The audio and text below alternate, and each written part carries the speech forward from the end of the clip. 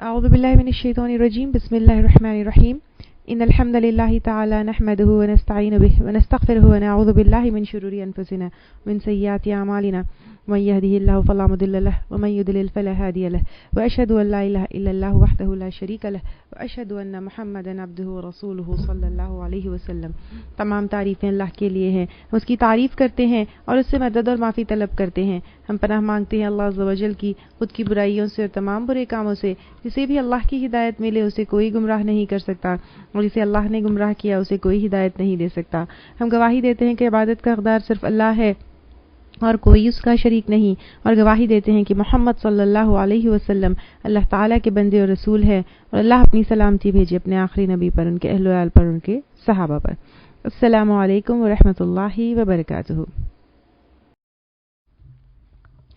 حدیث نمبر 19 عن ابی العباس عبداللہ بن عباس رضی اللہ عنہما قال كنت خلف النبی رسول اللہ صلی اللہ علیہ وسلم یوما فقال یا غلام انی اعلمک کلمات احفظ اللہ یحفظک احفظ اللہ تجدہ تجاہک اذا سألت فاسأل اللہ فإذا استعنت فاستعن باللہ وعلم أن الأمة لو اجتمعت على أن ينفعوك بشيء لم ينفعوك إلا بشيء قد كتبه الله لك وإن اجتمعوا على أن يضروك بشيء لم يضروك إلا بشيء قد كتبه الله عليك رفعت الأقلام وجفت الصحف رواه الترمذی۔ ایک اور جو ہے اس کی نریشن ہے، اس کا ٹیکسٹ ہے احفظ اللہ تجدہ امامک تعرف الی اللہ فی الرخاء یعرفک فی الشدۃ وعلم ان ما اخطأک لم یکن لیصیبک وما اصابک لم یکن لیخطئک وعلم ان النصر مع الصبر وان الفرج مع الكرب وان مع العسر یسرا۔ ابو العباس عبداللہ بن عباس رضی اللہ تعالی عنہ سے روایت ہے کہ ایک روز میں نبی اکریم صلی اللہ علیہ وسلم کے ساتھ تھا تو آپ نے فرمایا، اے لڑکے، میں تمہیں چند باتیں بتاتا ہوں، تم اللہ کے احکام کی حفاظت کرو وہ تمہاری حفاظت کرے گا، تم اللہ کے احکام کی حفاظت کرو تم اسے سامنے پاؤ گے، جب تم سوال کرو تو صرف اللہ تعالیٰ سے ہی سوال کرو، جب تم مدد طلب کرو تو صرف اللہ تعالیٰ سے ہی مدد طلب کرو، یاد رکھو ساری دنیا جمع ہو کر بھی تمہیں فائدہ پہنچانا چاہے تو وہ تمہیں کسی بات کا فائدہ اور نفع نہیں دے سکتی سوائے اس کے کہ اللہ تعالیٰ نے تمہارے لیے مقدر کر رکھا ہے، اور سارے لوگ مل کر تمہیں نقصان پہنچانا چاہے تو وہ تمہارا کچھ بھی نہیں بگاڑ سکتے سوائے اس نقصان کے جو اللہ تعالیٰ نے تمہارے لیے مقدر کر رکھا ہو۔ قلم اٹھا لی گئی اور صحیفے خشک ہو چکے ہیں۔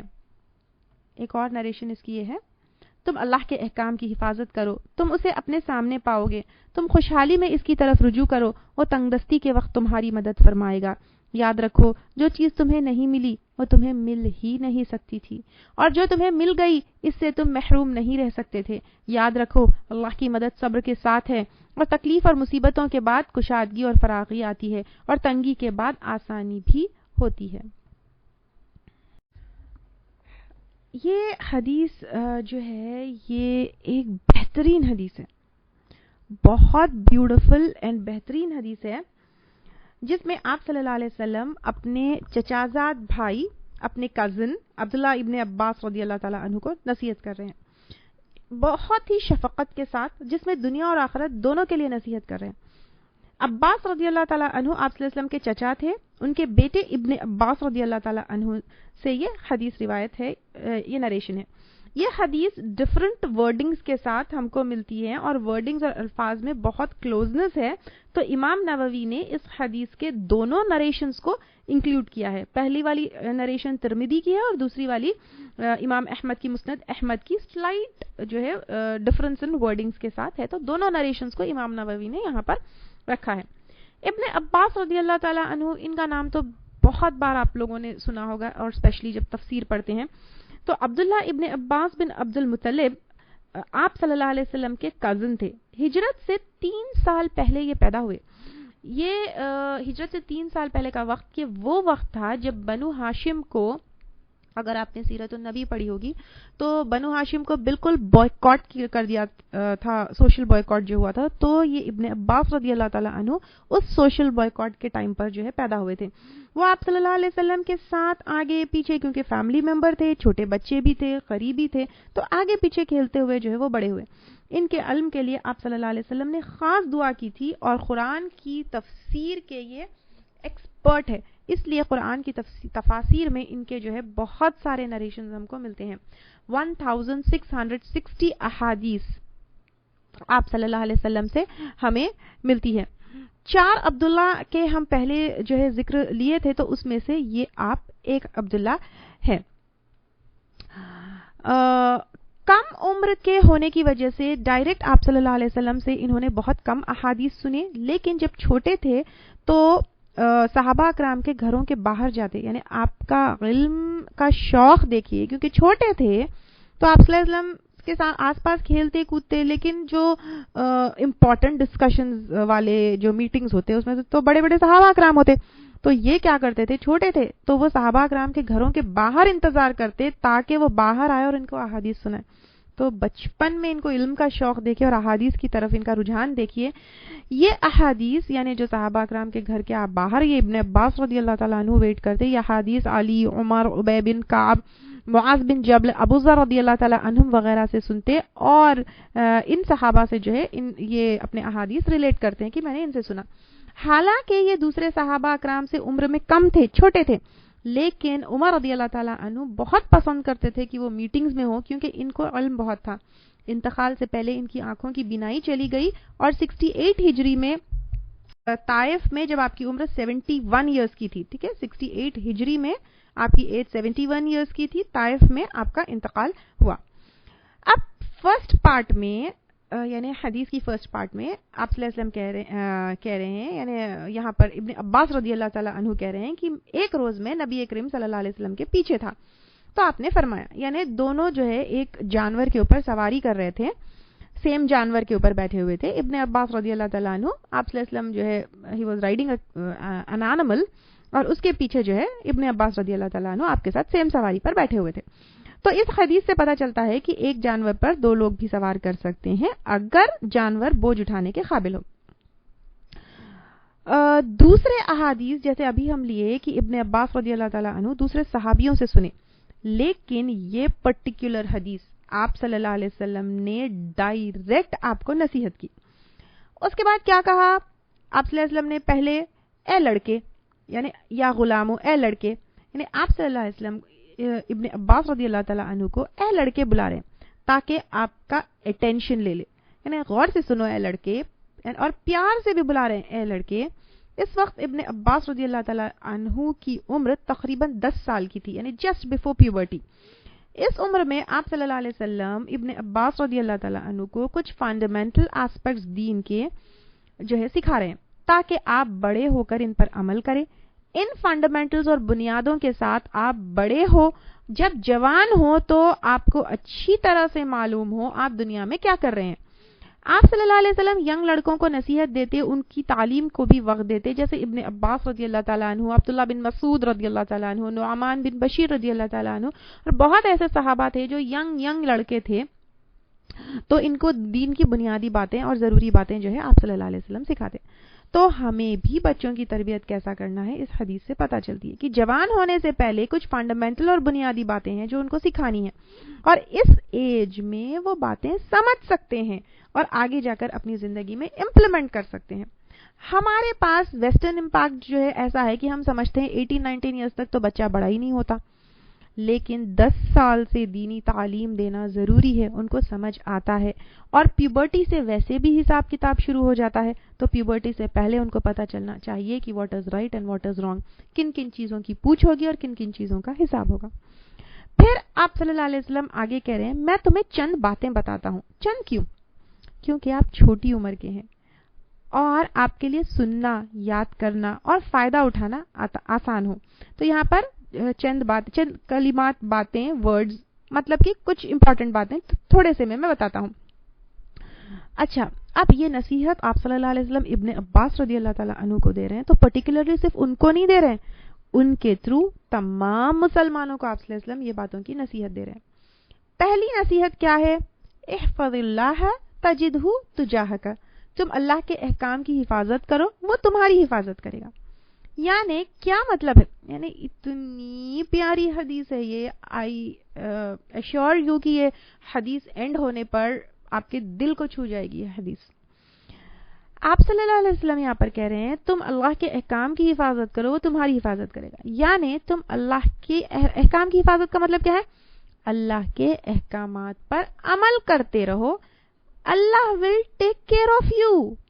تم اللہ تعالیٰ کے احکامات جو واجبات ہے، نوافل ہے، فرائض ہے، گناہوں سے بچنا ہے، ان کی حفاظت کرو. You take care about it, you be concern for it, you be careful about it. تم اس کی فکر کرو اور تمہاری اللہ تعالیٰ حفاظت کریں گے. یعنی تمہارے رزق کی، تمہاری صحت کی، تمہاری گھر کی، تمہاری اولاد کی، تمہاری فیملی کی، یہ ساری چیزوں کی اللہ تعالیٰ حفاظت کریں گے. یعنی سبحان اللہ، سورہ طلاق آیت نمبر 2 اور 3 میں اللہ تعالیٰ فرماتے ہیں وَمَن يَتَّقِ اللَّهَ يَجْعَل لَّهُ مَخْرَجًا وَيَرْزُقْهُ مِنْ حَيْثُ لَا تَحْتَسِبُ. اللہ تعالیٰ فرماتے ہیں کہ تم تقوی اختیار کرو، اللہ تعالیٰ تمہارے لیے نکلنے کا راستہ بنا دے گا اور تمہیں وہاں سے رزق عطا کرے گا جہاں سے تمہیں گمان بھی نہیں تھا. یعنی اتنی چھوٹی بات ہے، ہم دنیا میں ڈیلی ہماری فکر کیا رہتی ہے؟ آپ دیکھیے کہ رزق کہاں سے آئے گا. موسٹلی ٹینشنز جو ہوتے ہیں وہ منی میٹرز یا منی سے ریلیٹڈ ہوتے ہیں کہ میرا یہ کیسا ہوگا، اس کی وہ کیسا ہوگا، یا اس کا جو ہے انتظام کہاں سے ہوگا. لیکن اللہ تعالیٰ کہہ رہے ہیں کہ ڈونٹ وری، اس کی پریشان کرنے کی ضرورت نہیں ہے. تم کیا کرو؟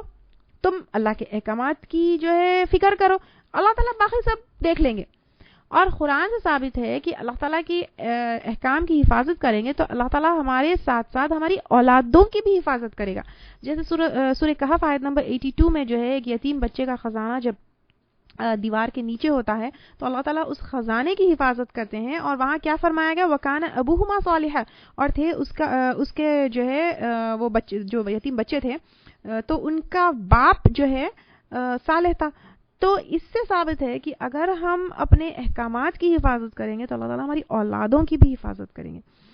اور آپ دیکھیے سب سے زیادہ حفاظت کس چیز کی ضرورت ہے؟ ہماری تو جو ہے رہتی کہ گھر دار، بچے، اولاد، مال، یہ ساری چیزوں کی فکر رہتی ہے، لیکن دین کی حفاظت اس سے بھی زیادہ ضروری ہے. اللہ تعالیٰ جب ہم احکامات کی حفاظت کرتے ہیں تو اللہ تعالیٰ ہمارے دین کی حفاظت کرتے ہیں. اللہ تعالیٰ ہم کو گناہوں سے بچاتے ہیں، شک و شبہات سے بچاتے ہیں. دل جو ہے اللہ تعالیٰ سے جڑا ہوتا ہے، کیونکہ ہدایت پر رہنا یا رکھنا یا جمے ہوئے رہنا صرف اللہ تعالیٰ کی طرف سے. اس لیے آپ صلی اللہ علیہ وسلم دعا کرتے تھے یا مقلب القلوب ثبت قلبی علی طاعتک، اے دلوں کو پھیرنے والے میرے جو ہے قدم آپ کے اطاعت کے اوپر جمع کر رکھے. سمپل اینڈ شارٹ بات ہے کہ آپ صلی اللہ علیہ وسلم کہہ رہے ہیں، ہم کو حکم یہاں پر دیا جا رہا ہے، یعنی ہم کو آپ صلی اللہ علیہ وسلم کہہ رہے ہیں کہ تم کو جو حکم دیا گیا ہے اس کو فالو کرتے رہو. کیا یہ حلال ہے، یہ حرام ہے، یہ واجب ہے، اس کو کرنا ہے، اللہ کا حکم ہے کرنا ہے، یہ سنت ہے اس کو فالو کرنا ہے، یہ روکا گیا یا روکا گئی ہوں میں اس سے رکنا ہے، بس اللہ تعالیٰ نے مجھے اس سے منع کیا ہے، اس سے مجھے رک جانا ہے، یہ نہیں کرنا ہے. باقی ساری چیزیں جس کی میں فکر کرتی ہوں، گھر دار، پیسہ، بچے، یہ کیسا ہوگا، وہ کیسا ہوگا، اس کا کیا، ڈونٹ وری اباؤٹ اٹ. اللہ تعالیٰ اس چیز کی جو ہے حفاظت کر لیں گے. یوزولی جو دین پر عمل ہم کرتے ہیں اس وقت بھی خیال آتا ہے، جیسے زکوٰۃ دے دوں گی تو پیسے کیسے بچیں گے، صدقہ دے دوں گی تو پھر کچھ نہیں رہے گا، سود نہیں لوں گی تو کیسا چلے گا، یا ان اعمال سے ریلیٹڈ بھی نہیں ہے تو بھی فکر ہوتی ہے کہ بچوں کا کیسا ہوگا, گھر کا کیسا ہوگا, وہ نہیں ہوگا تو کیسا ہوگا, امی کے پاس نہیں ہوگا تو کیسا ہوگا, شوہر کے پاس نہیں ہوگا تو, نوکری نہیں ہوگی تو.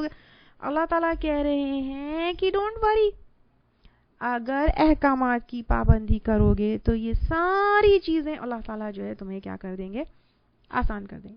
اچھا, دین کے معاملے میں بھی جب ہم کوئی چیز کرتے ہیں تو پھر پتہ نہیں قبول ہوئی یا نہیں ہوئی, پتہ نہیں ایکسیپٹ ہوئی یا نہیں, شک و شبہات, تو اللہ تعالیٰ کہہ رہے کہ جو تمہیں حکم دیا گیا تم جو ہے کیا کرو, بس اس پہ عمل کرو. Rest of the worldly affairs یا پھر دین سے ریلیٹڈ افیئرز یا پھر کوئی بھی جو ہے چیز ہے, اللہ سبحانہ وتعالیٰ ول ٹیک کیئر آف اٹ.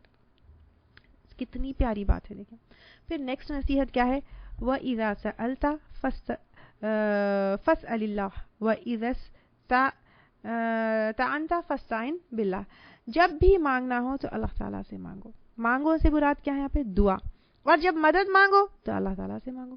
یعنی اب یہاں پر کہا جا رہا ہے کہ مدد اور دعا صرف اللہ تعالیٰ سے کرو. اللہ تعالیٰ کے سوائے ہمیں کوئی کچھ دے ہی نہیں سکتا, کیونکہ ہماری دعا سننے والے, ہماری مشکل کو دور کرنے والے صرف اللہ تعالیٰ ہیں. اللہ تعالیٰ کے سوائے کسی دوسرے سے مانگنا شرک ہے. کوئی چاہے کتنا بھی نیک کیوں نہ ہو, ان ٹرن وہ اپنی تمام ضروریتوں کے لیے اللہ تعالیٰ کا ہی محتاج ہے. ایون آپ صلی اللہ علیہ وسلم, عیسیٰ علیہ السلام, تمام انبیاء اکرام یا کوئی بھی نیک انسان. آپ صلی اللہ علیہ وسلم نے کہا بے شک اللہ تعالیٰ صاحب حیا و کرم ہے. جب بندہ اللہ تعالیٰ کے سامنے ہاتھ پھیلاتا ہے تو اللہ تعالیٰ کو حیا ہوتی ہے کہ اسے خالی ہاتھ واپس کیسے کروں. یعنی اللہ تعالیٰ سے جب ہم مانگتے ہیں تو ہم یہ حیا والی حدیث جو ہے نیکسٹ اس میں لیں گے. تو اللہ تعالیٰ سے جب ہم مانگتے ہیں تو اللہ تعالیٰ جو ہے ہم کو کچھ نہ کچھ جو ہے عطا کرتے ہیں, ہماری دعا خالی نہیں جانے دیتے. اللہ اس قدر مہربان ہے کہ رات کے وقت جب ساری کائنات آرام کرتی ہے, اللہ تعالیٰ رات کے آخری حصے میں پہلے آسمان پر آتے ہیں اور بندے سے پوچھتے ہیں کیا ہے کوئی مغفرت طلب کرنے والا, میں اسے معاف کر دوں. کیا ہے کوئی مجھے پکارنے والا, میں اس کی پکار کا جواب دوں. ہے کوئی مانگنے والا, میں اسے عطا کروں. ہم پریشان ہوتے ہیں کہ دنیا کی چھوٹی چھوٹی چیزوں کے لیے سلیوشن کیا ہے.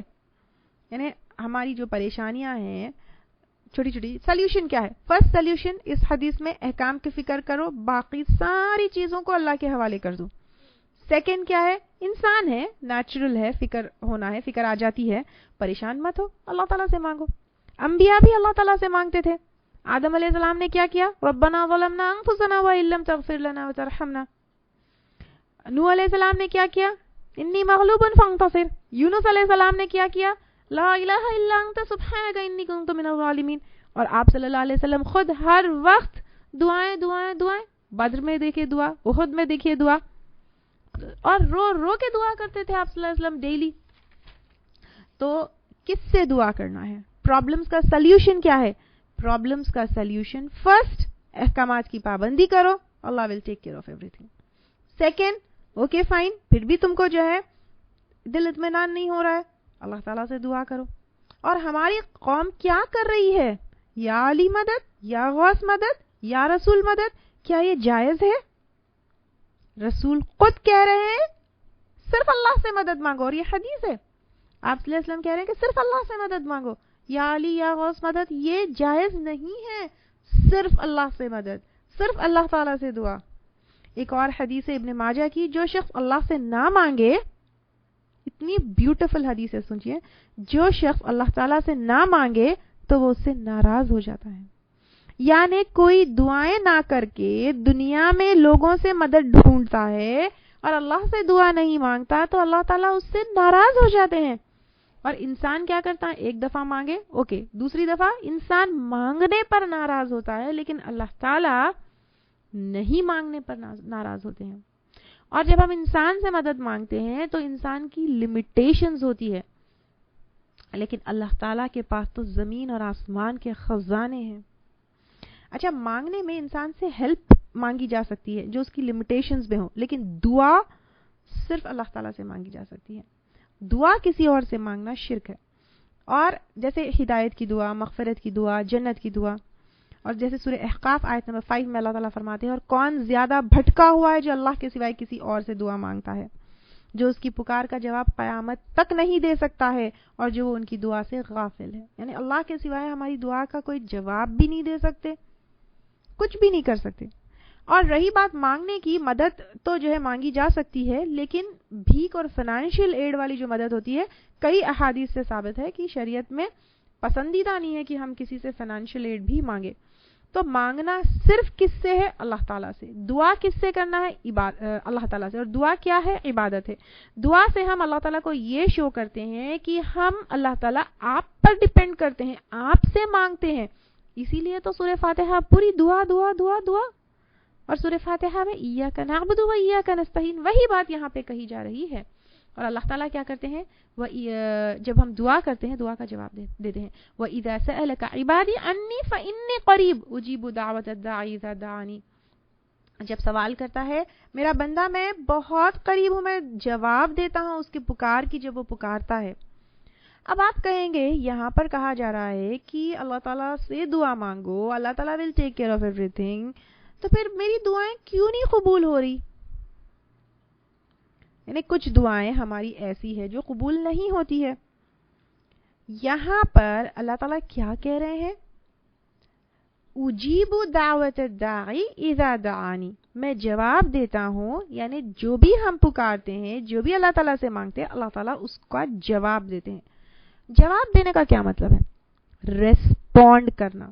اور یہ ریسپونڈ کرنا کسی بھی شکل میں ہو سکتا ہے. جیسے صحیح مسلم میں آتا ہے جب انسان کچھ مانگتا ہے، دعا کا مفہوم ہے، تو اللہ تعالیٰ یا تو اس کو امیڈیٹلی دے دیتے ہیں، یا تو کوئی اور بھلائی اس کی جگہ دے دیتے ہیں، یا کوئی برائی جو ہے ہم سے رک جاتی ہے. یعنی ہماری کوئی دعا بیکار نہیں گئی. اکثر لوگ بولتے ہیں کتنا بھی دعا کرو بیکار ہے. ارے نعوذ باللہ، کوئی دعا بیکار نہیں جاتی. اللہ تعالیٰ کہہ رہے ہیں اجیب دعوت الداعی اذا دعانی. ہماری دعا کوئی ان آنسرڈ بنا جواب دیے نہیں جاتی ہے، لیکن وہ دعا کے بدلے ہم کو کچھ نہ کچھ ملتا ہے. تو دعا کتنی ویلیوبل ہے آپ یہ دیکھیے کہ دعا کے بدلے کچھ نہ کچھ ضرور ملتا ہے. خالی نہیں جاتی دعا. یا تو امیڈیٹلی ملتا ہے، یا تو کوئی اور بھلائی ملتی ہے، یا تو کوئی جو ہے برائی رک جاتی ہے، یا قیامت میں آخرت میں اس کے بدلے کچھ ان آنسرڈ کوئی دعا نہیں رہتی، بیکار کوئی دعا نہیں جاتی. اب اس میں یہ حدیث پہلے پارٹ میں کیا ہے؟ احکامات کی پابندی کرو. دوسری پارٹ میں دعا اور مدد سے اللہ تعالیٰ سے مانگو. نیکسٹ یاد رکھو، ساری دنیا جمع ہو کر تمہیں فائدہ پہنچانا چاہے تو تمہیں کسی بات کا فائدہ اور نفع نہیں دے سکتی سوائے اس کے جو اللہ تعالیٰ نے تمہارے مقدر کر رکھا ہے.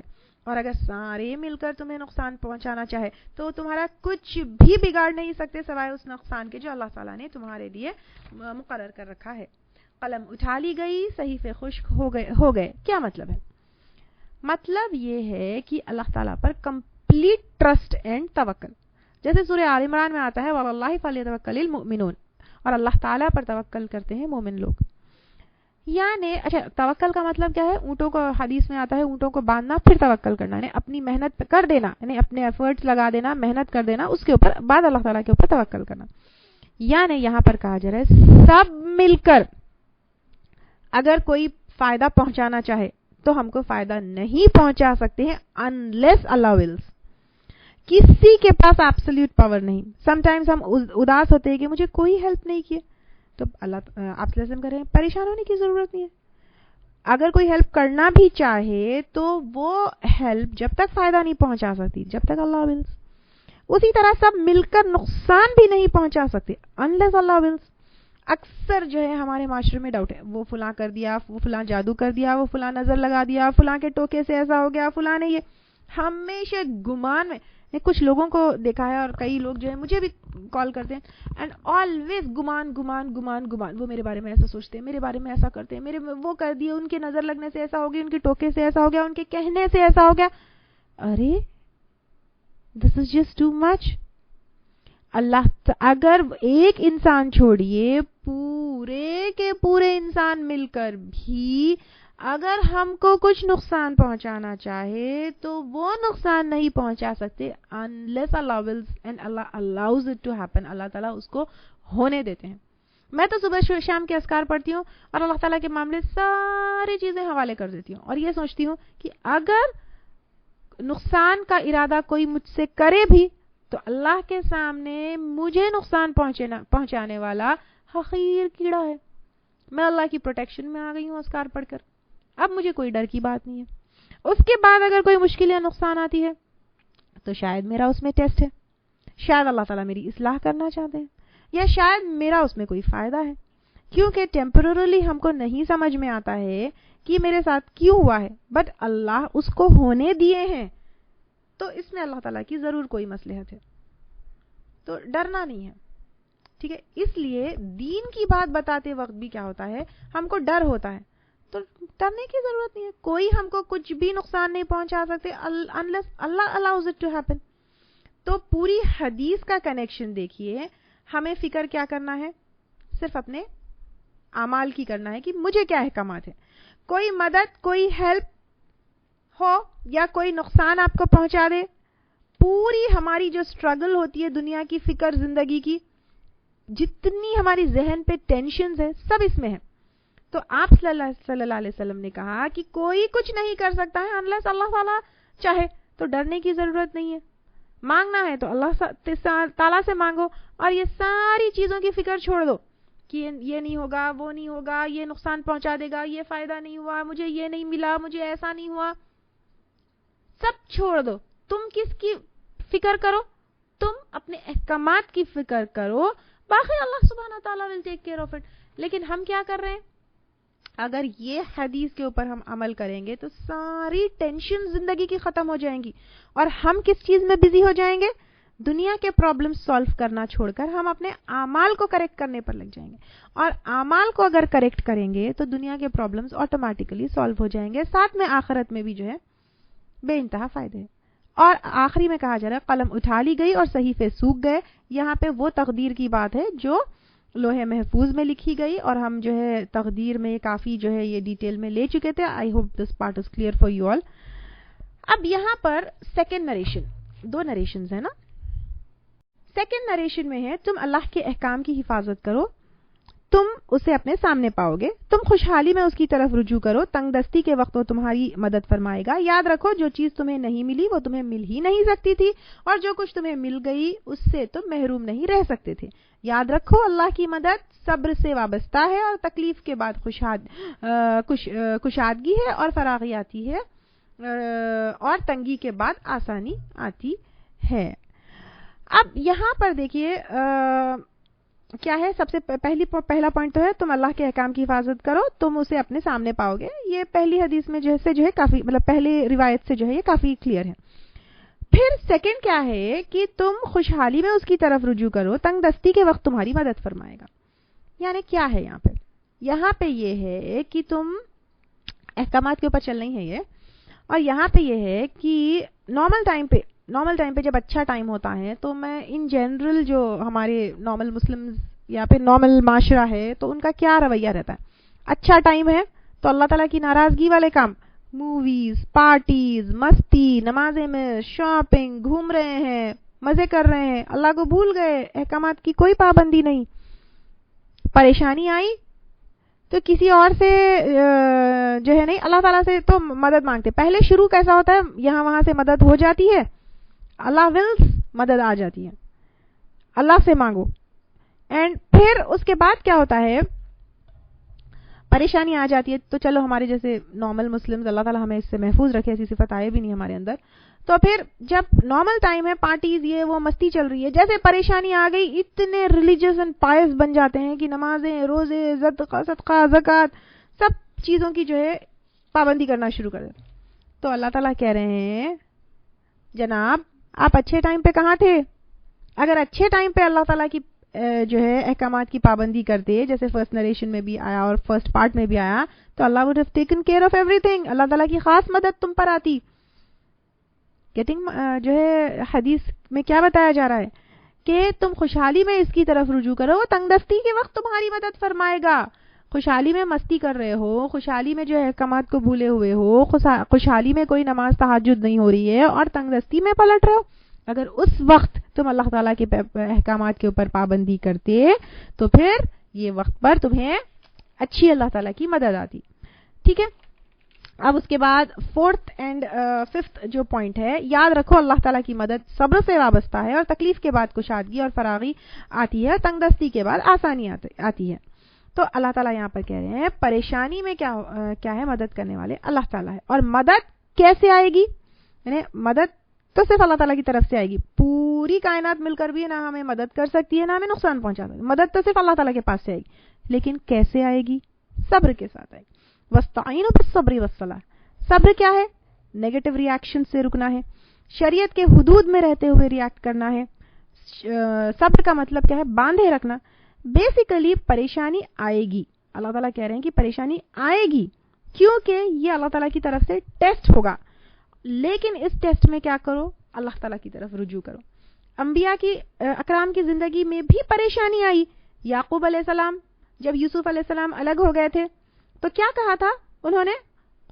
وَصَبْرٌ جمیل, صبر جو ہے یہی میرے لیے بہتر ہے. واللہ مستعان علی ما تصفون. انہوں نے کہا کہ میں اللہ تعالیٰ سے مدد طلب کرتا ہوں اس پر جو تم بناتے ہو. اسی طرح یونس علیہ السلام مچھلی کی پیٹ میں, ان کے اوپر بھی آزمائش آئی. اور عائشہ رضی اللہ تعالی عنہا, ان کے اوپر بہتان لگایا گیا. کتنا برا بہتان, ہم سب کو معلوم ہے واقعی اس کے بارے میں. تو آپ صلی اللہ علیہ وسلم کی پوری زندگی دیکھیں آزمائشیں آزمائشیں آزمائشیں. اور اللہ تعالیٰ خود کہتے ہیں وَلَنَبْلُوَنَّكُمْ حَتَّى نَعْلَمَ الْمُجَاهِدِينَ مِنْكُمْ وَالصَّابِرِينَ. اور البتہ ہم ضرور آزمائیں گے تم کو یہاں تک کہ ہم جان لیں اسٹرگل کرنے والوں کو اور صبر کرنے والوں کو. تو یہاں پر صبر کرنا ہے. صبر سے مدد آئے گی, صبر کے بعد راحت ہے. لیکن اس پیریڈ میں جب تمہارے اوپر ٹیسٹ آئے تو اس پیریڈ میں اپنا ایمان نہ گواؤ اور اللہ کی رضامندی طلب کرو.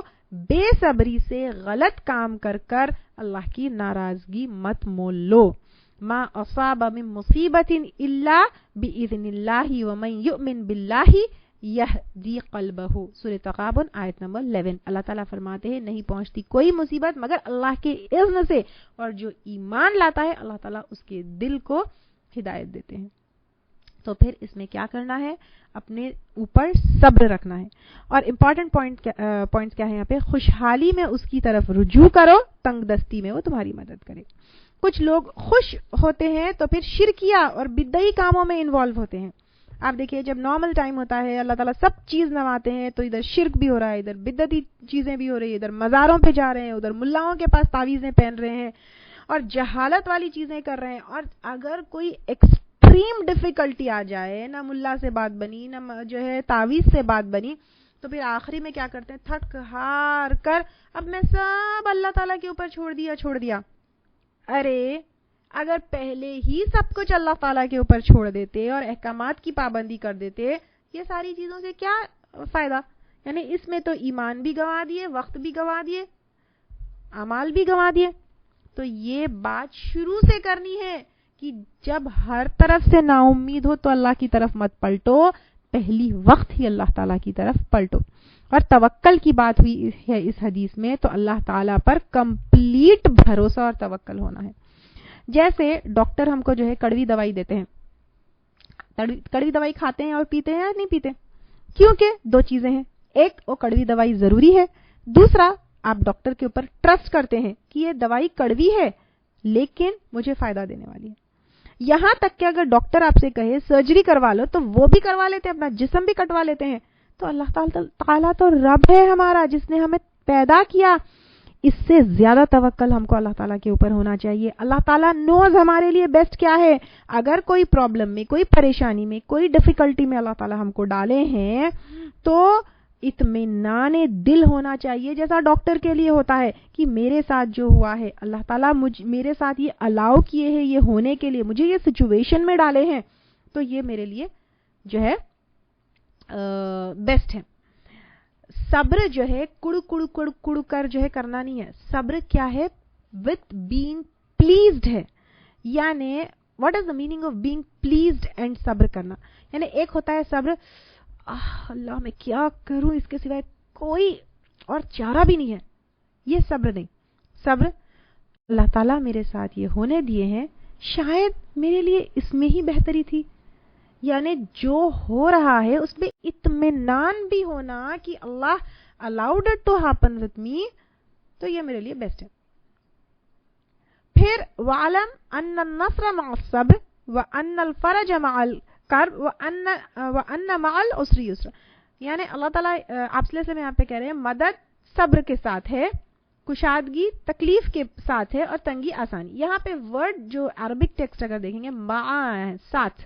ساتھ یعنی وتھ, یعنی بہت دور نہیں, immediately with, it is with, ساتھ ساتھ ہے. ہم کو صبر کریں گے, ہم کو ہر عمل میں صبر کی ضرورت ہے. آپ دیکھیے نیک اعمال کے لیے صبر کی ضرورت, فجر کی نماز کے لیے صبر کی ضرورت, تہجد میں نیند چھوڑ کے اٹھنا صبر کی ضرورت, اگر ویدر ایکسٹریم ہے اس میں صبر کی ضرورت, روزے میں بھوک اور سیکشل ڈیزائر سے دور رہنا ہے صبر کی ضرورت, زکوٰۃ میں پسندیدہ مال نکال کر دینا ہے صبر کی ضرورت. صبر صبر صبر, پورے ارکانات پر چلنا ہے صبر کی ضرورت. حج تو ہے ہی پورا صبر صبر. آپ دیکھیں لوگوں کے ساتھ صبر, اپنے ارکانات میں سب چیز میں صبر. اس کے بعد گناہوں سے بچنے میں صبر. ساری ٹیمپٹنگ چیزیں آس پاس ہے, گناہوں سے بچنا کتنا ضروری ہے ہم پہلے بھی لے چکے کہ نیکی کرنے سے زیادہ گناہوں پہ کانسنٹریٹ کرنا ہے کہ اس سے بچنا ہے. تقدیر پر صبر, تکلیفوں پہ صبر. دین خوشی کے ٹائم پر بھی صبر کی ضرورت ہے, یعنی نیگیٹو ریاکشن نہیں ہونا ہے خوشی کے ٹائم پر بھی. خوشی کے ٹائم پر اگر ہم لوگوں کو حقیر سمجھے, تکبر آ جائے, نعمت کو غلط جگہ استعمال کرے تو پھر غلط ہو جائیں گے. تو خوشی کے وقت بھی صبر, لوگوں کے ساتھ معاملے میں صبر. اور اللہ تعالیٰ نے لوگوں کو بھی ہمارے لیے آزمائش بنائی ہے, جیسے سورہ فرقان آیت نمبر 20 میں آتا ہے وَجَعَلْنَا بَعْضَكُمْ لِبَعْضٍ, ہم نے بنایا تم میں سے بعض کو بعض فتنہ آزمائش بنائی. وَتَصْبِرُونَ, کیا تم صبر پر رہو گے, صبر پر جمے رہو گے, کیا تم صبر کرو گے. یعنی لوگ ہم سے برا بیہیو کرتے ہیں پھر بھی صبر کرنا ہے. اور پڑوسیوں کا بھی ہم لے چکے, کوئی ہم سے برا بیہیو کرتا ہے تو بھی اس سے اچھی مہمان نوازی کرنا ہے. سب چیزوں میں صبر. اگر تہجد پڑھ لیے, نیکی کر لیے, لیکن لوگوں کے ساتھ معاملے, اچھے اخلاق ہم جو ہے پچھلی حدیث میں لے چکے. بعض لوگ بوڑھے ہوتے ہیں, یعنی اتنی جو ہے ہماری آزمائش ہوتی ہے, اور اللہ تعالیٰ ان کو صرف ہماری آزمائش کے لیے زندہ رکھتا ہے کہ ہم کیا کریں گے ان کے ساتھ. تو صبر صبر صبر صبر. لوگوں کو دین کی دعوت دیتے ہیں تب بھی صبر. شیطان کیا کرتا ہے, رکاوٹیں ڈالتا ہے. تو ہمیں ہر معاملے میں صبر کرنا ہے تو اللہ تعالیٰ کی مدد آئے گی. اینڈ صبر صرف کڑکڑ کر صبر نہیں, being pleased with whatever situation we are in, الحمدللہ. تو بیسیکلی تنگی کے ساتھ آسانی, اور تنگی میں بھی صبر, اور صبر کرو گے تو مدد سے جو ہے تکلیف کشادگی میں بدل جائے گی. اور اللہ تعالیٰ انسان کو تکلیف, پریشانی یا ٹیسٹ اینڈ آزمائش میں کیوں ڈالتے ہیں, یہ بھی اللہ تعالیٰ کی بہت بڑی رحمت اور حکمت ہے. اس میں اگر صبر کریں گے تو گناہ معاف ہوتے ہیں. صبر کریں گے اللہ تعالیٰ راضی ہوتے ہیں, ہم اللہ تعالیٰ کے قریب ہوتے ہیں, ہم اپنی اصلاح کرتے ہیں. آپ دیکھیں کئی دفعہ ایسا ہوتا ہے ہم آؤٹ آف ٹریک چلے جاتے ہیں, تو اللہ تعالیٰ کیا کرتے ہیں, ایک دھکا دیتے ہیں تکلیف دے کر, تو پھر ہم اپنے اعمال درست کرتے ہیں. ہم صبر سے کئی چیزیں سیکھتے ہیں. ایک تو اللہ تعالیٰ پر بھروسہ کرنا, جیسے سیلف کانفیڈنس آ جاتا ہے, میں کر لی. تکلیف آتے ہی پھر اللہ تعالیٰ کی طرف ہم رجوع ہوتے ہیں. پھر مشکلوں کے ٹائم میں شیطان ہم کو بھٹکاتا ہے کہ یہ غلط کرو تمہارا کام جو ہے درست ہو جائے گا, یہ شرک کرو, وہاں جاؤ, وہ تعویذ کر لو, وہ یہ کر لو, وہاں سجدہ کر لو. اگر ہم یہ شیطان کی اس چال کو اوور کم کر لیے تو ہم بہت بلند درجے پاتے ہیں. اور اللہ تعالیٰ کبھی کبھی جو ہے ہم کو کوئی چیز کے لیے ٹرین کرنا چاہتے ہیں, جیسے کوئی مشکل یا پریشانی. میری لائف میں میں خود دیکھتی ہوں کہ جو مشکلیں اور پریشانیاں آئی اس کے بعد I came out very strong, یعنی بہت اللہ تعالیٰ نے مجھے کچھ ٹرین کرنے کے لیے جو ہے ان معاملوں سے گزارے. تو جو ہے یہاں پر ایک اور امپورٹنٹ چیز میں بتانا چاہوں گی کہ یہ حدیث تو یہاں پہ کمپلیٹ ہوئی. آپ صلی اللہ علیہ وسلم جو ہے ابن عباس رضی اللہ تعالیٰ عنہ کو ایڈوائز دے رہے ہیں. کہاں پر ہے یہ لوگ, کہاں پر یہ بات چیت چل رہی ہے, سواری پر چل رہی ہے. تو اس سے کیا پتہ چلتا ہے, اچھی اور دین کی بات کے لیے کوئی اپارچونٹی نہیں چھوڑنا چاہیے. اور ہمارا وقت بہت قیمتی ہے, دونوں سواری پر جا رہے ہیں لیکن وہ ٹائم بھی ویسٹ نہیں کر رہے ہیں. تو چاہے آپ واک کر رہے ہوں, ڈرائیو کر رہے ہوں, یا کچن میں کھانا بنا رہے ہوں, یا گھر کا کام کر رہے ہوں, وہ ٹائم بھی ویسٹ نہیں کرنا ہے, وہ ٹائم بھی یوٹیلائز کرنا ہے, جیسے آپ صلی اللہ علیہ وسلم یہاں پر ابن عباس رضی اللہ تعالیٰ عنہ کو ایڈوائز دے کر رہے ہیں. تو ہم جو ٹائم کچھ کام کر رہے ہیں وہ ٹائم کو بھی یوٹیلائز کر سکتے ہیں. جیسے آپ کپڑے فولڈ کر رہے ہیں, اس ٹائم آپ کوئی لیکچر لگا لیجئے. آپ کھانا بنا رہے ہیں, آپ ڈرائیو کر رہے ہیں, گاڑی میں کہیں جا رہے ہیں, واٹ ایور, تو وہ ٹائم کو بھی ویسٹ نہیں کرنا ہے کیونکہ ٹائم بہت ویلیبل ہے. تو سمری کیا ہے پورے حدیث کی؟ اللہ تعالیٰ کی اطاعت اگر ہم کریں گے, احکامات کی پابندی کریں گے, تو اللہ تعالیٰ باقی سارے چیزوں کو پروٹیکٹ کر لیں گے. پھر دعا مانگنا ہے صرف اللہ تعالیٰ سے, مدد مانگنا ہے سب اللہ تعالیٰ سے. سب مل کر کچھ نہیں بگاڑ سکتے جب تک کہ اللہ تعالیٰ وہ چیز ہونے نہیں دے. سب مل کر کوئی فائدہ نہیں پہنچا سکتے جب تک کہ اللہ تعالیٰ وہ ہمیں حاصل ہونا ہمارے لیے نہ وہ کر دے. اچھا اور برا وقت, اچھے اور برے وقت میں بھی اللہ تعالیٰ کو ہی یاد کرنا ہے, اسی کی طرف رجوع ہونا ہے, اس پر توکل کرنا ہے. آزمائشیں آئیں گی, ڈیفینیٹلی آئیں گی, تو صبر کرنا ہے, اللہ تعالیٰ سے مدد مانگنا ہے. اور تکلیفیں اور مشکلیں کیا ہے, ٹیمپرری ہے, اور ان سے اگر جو ہے نکلنا ہے تو احکامات کی پابندی کرنا ہے, اس کی حفاظت کرنا ہے. اللہ تعالیٰ کی اسپیشل مدد ہم کو آئے گی انشاءاللہ تعالیٰ.